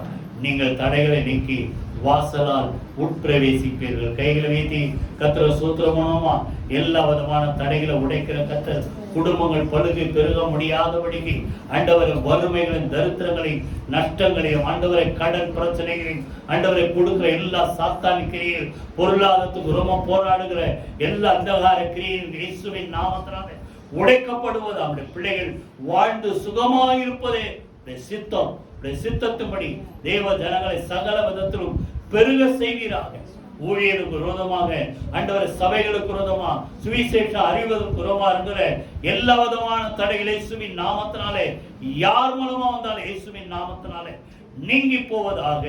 எல்லாத்துக்கும் மேல ஆண்டவரே கர்த்தாவை ஜெபம் பண்றதுக்கு விரோதமா எழுப்புகிற எல்லா தடைகளை இயேசுவின் நாமத்தினாலே நீங்குவதாக. சோர்வின் ஆவிகள் பலவீனத்தின் ஆவிகள் நேரத்தை கெடுக்கிற எல்லா சாத்தானுடைய சதிகள் இயேசுவின் நாமத்தினாலே உடைக்கப்படுவதாக. தேவ ஜனங்கள் பிள்ளைகள் மாத்திரமல்ல ஆண்டவரை மக்கள் தேவனிடத்தில் வருவதற்கு விரோதமா எழும்புகிற எல்லா தடைகள் இயேசுவின் நாமத்தினாலே நீங்கி போவதாக. குடும்பங்கள் விருத்தி அடைவதற்கு விரோதமா எழும்புகிற எல்லா தடைகள் இயேசுவின் நாமத்தினாலே நீக்கப்படுவதாக. பிள்ளைகளுக்கு ஒவ்வொரு நாளும் கர்த்தர் முன் சென்று என் சமூகம் உனக்கு முன்பாக செல்லும், நான் உனக்கு இளைப்பாறுதல் தருவேன் சொன்ன இந்த வார்த்தை ஒவ்வொரு நாளும் கர்த்தர் கூட இருந்து நடத்துவீராக. தடைகளை கர்த்தர் நீக்கி பிள்ளைகளை ஆசீர்வதிப்பீராக. இயேசு கிறிஸ்துவின் ஜீவனுள்ள ஜெயமுள்ள நாமத்தில் ஜெபிக்கிறோம் நல்ல பிதாவே, ஆமென் ஆமென்.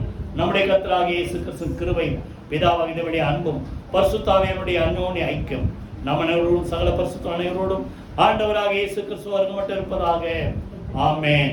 என் ஆத்துமாவே கர்த்தரை ஸ்தோத்திரி, என் முழு நேருடைய பரிசுத்த நாமத்தை ஸ்தோத்திரி. என் ஆத்துமாவே கர்த்தரை ஸ்தோத்திரி, அவர் செய்த சகல உபகாரங்களை மறவாதே. ஆமென் ஆமென். God bless you.